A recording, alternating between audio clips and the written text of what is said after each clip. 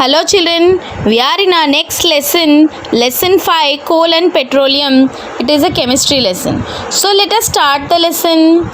We use various materials for our basic needs. Some of them are found in nature. Some of them have been artificially made, or we say it as human made. So let us make a list of things which are natural and which are man made.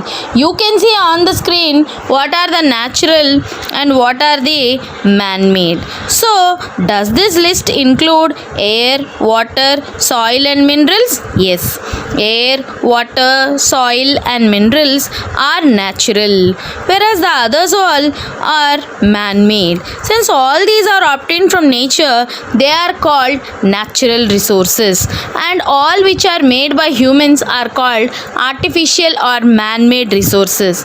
Can air, water and soil be exhausted by human beings? Yes, you have already studied in your previous classes about the limitless resource water. In the light of an availability various resources in nature, natural resources can be broadly classified into two kinds: inexhaustible natural resources and exhaustible natural resources.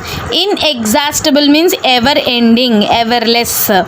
So here we say it as unlimited. These resources are present in unlimited quantity in nature and not likely to be exhausted by human beings. Example: sunlight, air. There are few resources which can be exhaustible, means which are limited.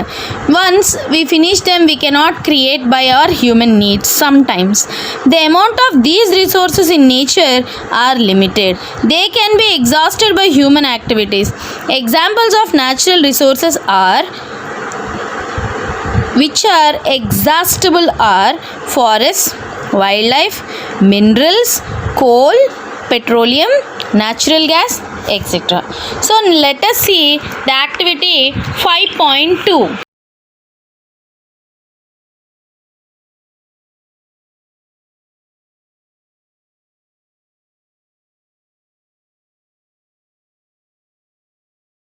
Let us perform an activity 5.2. Take some containers, fill them with one with popcorn, one with peanuts, one with roasted gram and toffees.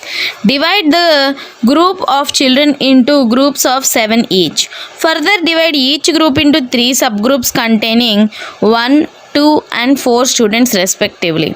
Label them as first, second and third generation respectively.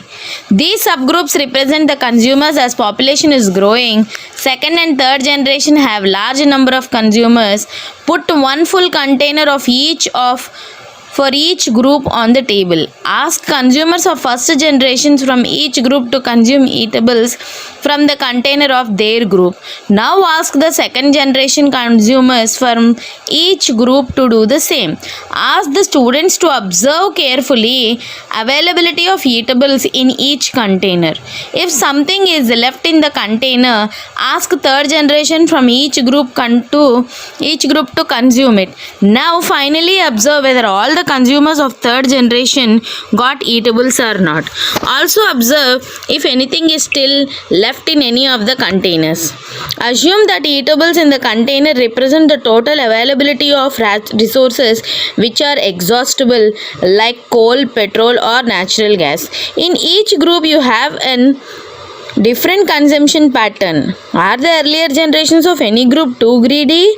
It may be that the earlier generations in some group were concerned about coming generations and left some for the next ones.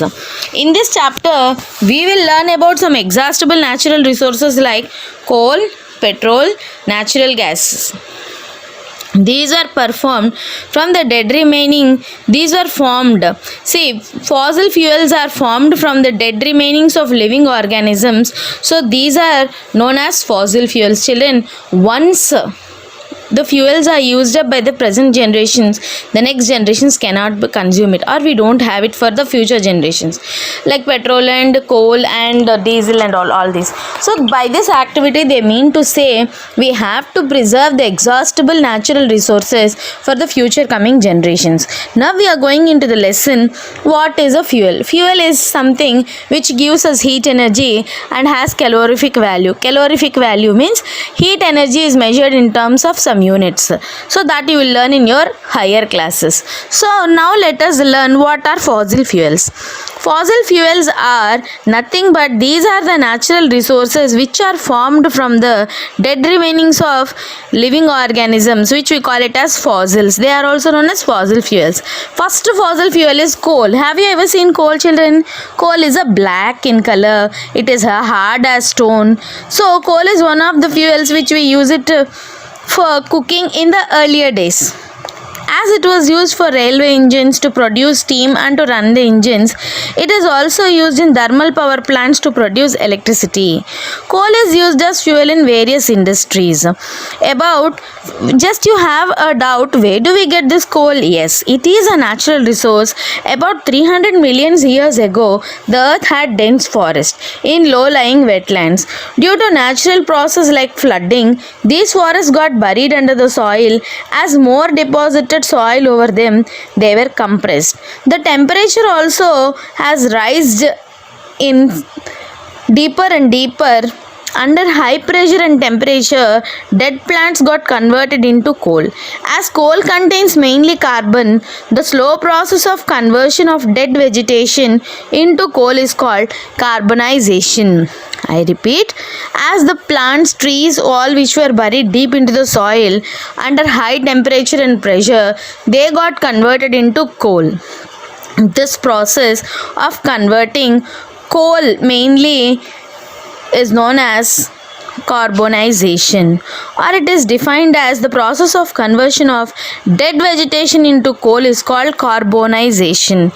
Since it was formed from the remains of vegetation, coal is called as a fossil fuel. So you can see a coal mine, children. Here from the coal mine, as I told you, it is a wetland forest area where all the trees and vegetable plantation have been buried inside from like Singareni forest. So it is a coal mine where you get a lot of source of coal, where when the coal is heated in the air, coal burns and produces mainly carbon dioxide, as we all know. Coal is processed in the industry to get some products such as coal, coke, tar and coal gas. Coke, if you see, it is a tough and porous and black substance. It is almost pure in the form of carbon. Coke is used in manufacture of steel and in the extraction of many metals. Coal tar. It is black thick liquid which is with an unpleasant smell. Children, you all know about this coal tar. They use it in the formation or laying of our roads, no? Yes, it is a mixture of about 200 substances which are produced by obtaining from coal tar. So the starting materials for various substances in our daily life. So this coal tar is also used in industries like synthetics, dyes, drugs, explosives, perfumes, plastics, paints, photographic materials, roofing materials, naphthalene balls that are used to repel moths and other insects also are obtained from coal tar. These are the few things which you get from the coal tar, which it is used in the formation of various artificial products. These days, bituminous coal, it is a type of coal, children. It is obtained from the coal products. It is also used for making metaling the roads. Coal gas is obtained during the processing of coal to get coke. It is used for as a fuel which are used in the coal processing plants. That means there no power will be, but they will generate power with the help of a coal. Coal gas is used for street lighting at the first time in London, children, in 1810 and in New York 1820. Nowadays it is used as a source of heat rather than light. Petroleum. We all know that this is the costliest product which everyone know where all the vehicles, many of the vehicles run with petrol. You know that petrol is used as a fuel in light automobiles such as motorcycles, scooters and cars. Heavy motor vehicles like trucks and tractors run on diesel. Petrol and diesel are obtained from a natural resource called petroleum. The word petroleum is defined from petra and oleum. Petra means rock, children. Oleum means oil. As it is mined between the rocks and earths. You can see here a figure in 59 5.4. Their reservoir rock is there. From up they are just digging the wells. So this is how they extract the petrol, crude petrol. Petroleum was formed from organisms living in the sea. After these organisms are dead, their bodies settle at the bottom of the sea and got covered with the layers of sand and clay. Over millions of years, absence of air, high temperature and high pressure, they get transformed, the dead organisms, into crude petroleum rocks and natural gases formed, children. You can see a layer of oil, a layer of water, a layer of gas, and down you can see a reservoir rock. Again there you can see water and oil as layers. This shows the deposits of petroleum and natural gas. You see that the layer containing petroleum, oil and gas is above the water. Why is it so? Recall that oil and gas are lighter than water, so they do not mix with it. The world's first oil well was drilled in Pennsylvania, USA in 1859. 8 years later, in 1867, oil was struck in Makam in Assam. In India, oil is found in Assam, Gujarat, Mumbai and in the river basins of Godavari and Krishna. So this is how you can see the separating of you can see the petroleum, how they are just making out of it. Refining of petroleum. Till now we have just got crude petroleum from the deposits. This petroleum is dark, oily liquid. It has an unpleasant smell or odor. It is a mixture of various constituents such as petroleum gas, petrol, diesel, lubricating oil, paraffin wax. The process of separating the various constituents of fractions of petroleum is known as petroleum refinery. Here in page number 60 you can see figure 5.5, petroleum refinery. Here petrol can be classified into, it can be separated into many constituents. Few of them are petroleum gas in liquid, that is LPG, which we get it in the form of cylinders. It is used for fuel for home and industry. Nowadays even cars also run by LPG. Petrol, it is a motor fuel which is used also as aviation fuel, solvent for dry cleaning. Kerosene is used for fuel for stoves, not nowadays but in the olden days. Lamps and for jet aircrafts. Diesel is used for heavy motor vehicles as a fuel. Electric generators also are using diesel. Lubricating oil is used for lubrication of machines, children. Paraffin wax is used in ointments, candles, vessels and perfumes and all. Bituminous coal is one of the product. It is also used for paints and road surfacings. You can see many useful substances are obtained from petrol and natural gas. These are termed as petrochemicals. These are used in the manufacture of detergents, fibers like polyester, nylon, acrylic, etc. Polythene and other man-made plastics such as hydrogen gas and also obtained from hydrogen gas is also obtained from natural gas. It is used in the production of fertilizers like urea.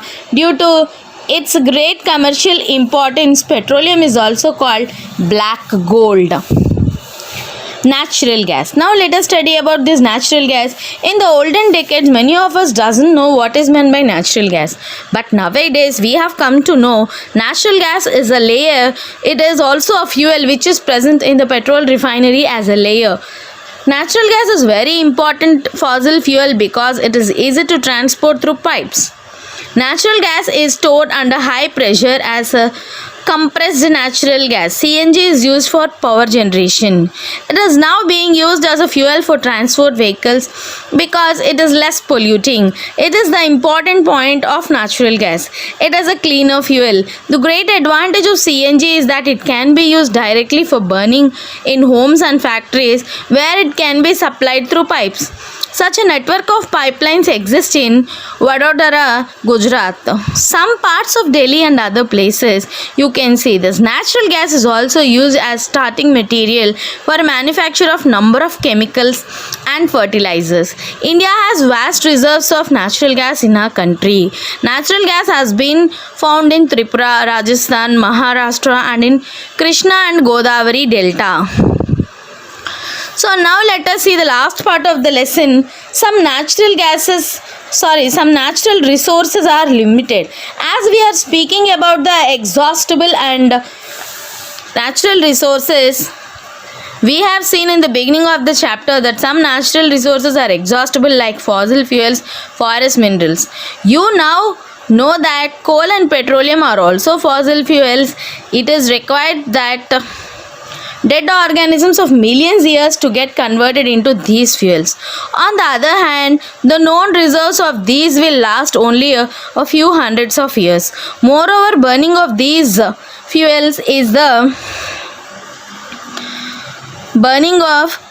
fuels is a major cause for air pollution. Their use is also linked to global warming.